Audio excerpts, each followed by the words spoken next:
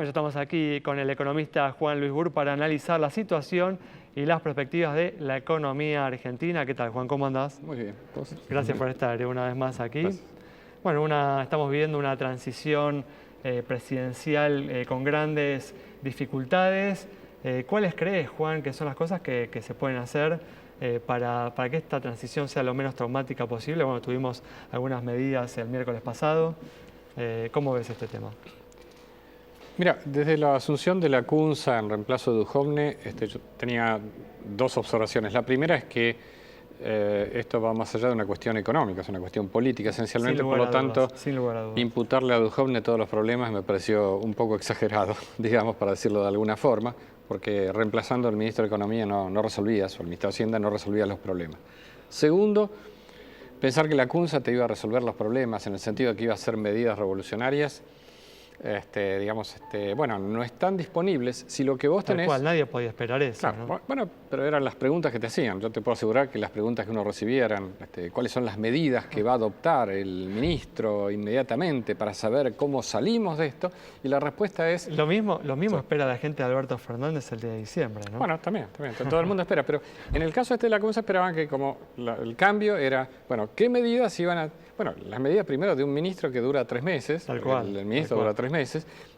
Tampoco te puede cambiar, porque además después de los 3 meses no sabía muy bien, en realidad tenemos una incertidumbre muy grande. ¿Qué tiene más impacto? ¿Lo que hizo Alberto Fernández o lo que puede hacer el ministro de Hacienda, Hernán Lacunza, hoy, no? No, yo diría claramente, el ministro puede hacer algunas cositas, te lo pongo en esos términos, pero las cosas grandes las hace el que va a tomar el mando en diciembre, porque no sabemos quién es, pero suponemos que es Fernández.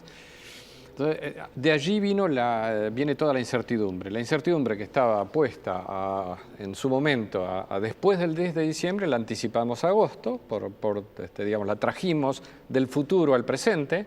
Gracias a esta pésima idea que son las PASO, ¿no? Bueno, lo que fuere, digamos, la tenemos. Entonces tenemos la incertidumbre hoy, digamos, y entonces las medidas que se toman son medidas que van cambiando todos los días. Es decir, el primer día es...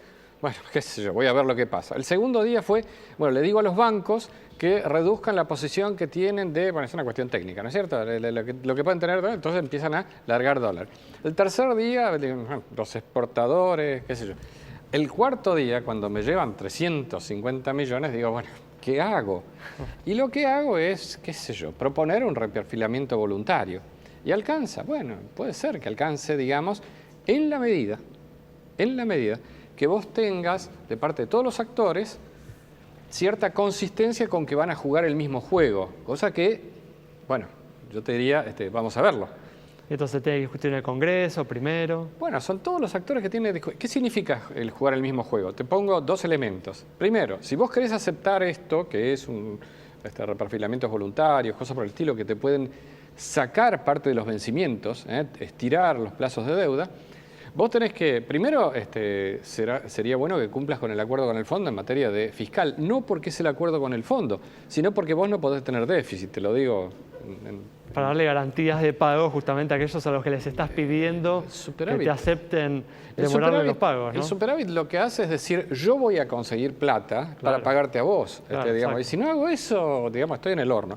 Segunda cuestión, tampoco puedo tener ideas locas como... doble tipo de cambio, triple tipo de cambio, ya que estamos, cosas por el estilo, porque el fondo no me lo aceptaría y yo no podría negociar con el fondo en un reperfilamiento. Yo te diría, si todos juegan al mismo juego,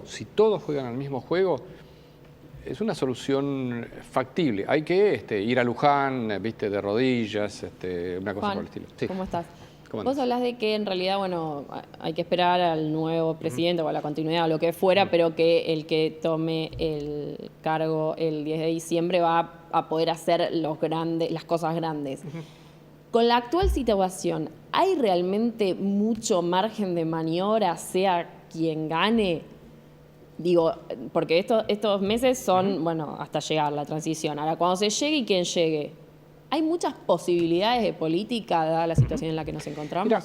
Mira, si vos mirás la economía argentina, tenemos muchos años, décadas de inestabilidad. Entonces, la primera cuestión que deberías tratar de lograr es que los próximos 4 años fueras logrando mayor estabilidad macro. ¿Cómo se logra la estabilidad macro? no teniendo agujeros que te aparezcan de vez en cuando, básicamente son los agujeros presupuestarios, y no teniendo un gran desequilibrio de la cuenta externa de Argentina, que es la cuenta corriente, porque eso significa que vos vas a necesitar siempre plata y que alguien te preste. Y si vos necesitas que te presten y sos un defaulteador serial, digamos como es Argentina, bueno, yo diría que vas a estar siempre en problemas. Por lo tanto, lo primero que yo te diría que se puede hacer para cambiar un poco la historia de Argentina, con eso no garantizo nada, pero quiero decir, algo que tenés que hacer es tratar de estabilizar esta macro teniendo superávit fiscal y un tipo de cambio que va a tener que seguir siendo alto, nos guste o no, porque eso es lo que va a lograr durante algún tiempo va a lograr, digamos, que vos tengas equilibrio en las cuentas externas. Y con eso, la pregunta que yo me hago ¿es posible volver al mundo? Bueno, por ahí podemos volver al mundo, es decir, bajar el riesgo de lo que tocamos, 2.200 puntos, a un nivel de ponerle 600 puntos, 700 puntos, 600 puntos, un poquito menos que Ecuador. Lo que tuvimos hace algunos meses. Bueno, ¿no? Y que puedas empezar a, digamos, las empresas, por ejemplo, las empresas puedan tomar préstamos para poder hacer los PPP, suponiendo que hagan los PPP, es decir, me refiero a estos programas para invertir en carreteras, invertir en puertos, invertir en infraestructura. Por lo tanto, tu pregunta es difícil de responder, pero lo único que yo diría es, bueno, lo primero que tenés que hacer es estabilizar esta macroeconomía, porque si no lo hacemos, estamos todos los días hablando de lo mismo, ¿no? Eso, Juan, para la gente, ¿qué significa? ¿Más ajuste, más...? No, significa para la política más ajuste. ¿Para la política a qué me refiero? La política, los políticos tienen que entender que esto no se resuelve cargando con impuestos a la gente. Se resuelve, digamos, siendo muy disciplinado con el gasto público. Es decir, no se trata de que vos asumís y te nombrás 300.000 empleados más porque son los punteros tuyos que necesitas sostener.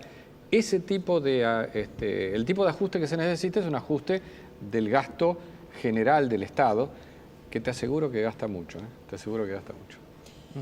Bien, recién Juan se refería a los actores, sí. Viendo las próximas semanas. Cuando uno piensa en los actores, piensa como en mucha gente, en Poca, en Alberto Fernández. Sí. ¿A quién nos referimos? ¿Quiénes tienen que llevar adelante este acuerdo? Digamos, claramente, por un lado está el Congreso, es el Congreso el que tiene la palabra, y el Congreso es el Congreso actual, bajo los patrocinios políticos de los distintos partidos. Más adelante va a tener que ser el propio Fernández, por lo menos el 28 de octubre. Es decir, si Fernández gana el 27, el 28 tiene que despejar todas las dudas del gabinete, no solo económico, sino en general, que va a tener.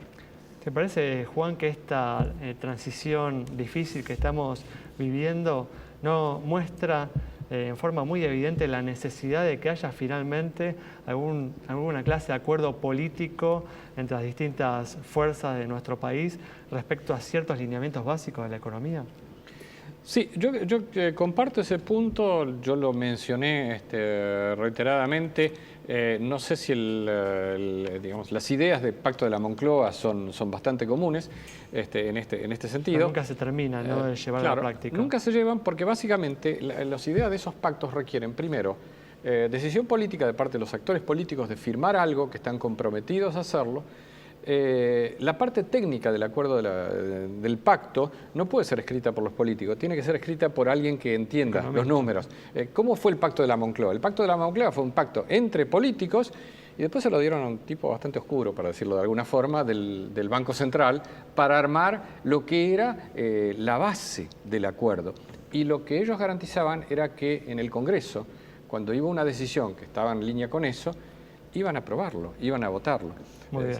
Eso es una cosa básica. Juan, muchas gracias. Nos vamos entonces con el análisis de la situación económica del economista Juan Luis Burr. Nos reencontramos el próximo miércoles a las 20:30 aquí en Metro.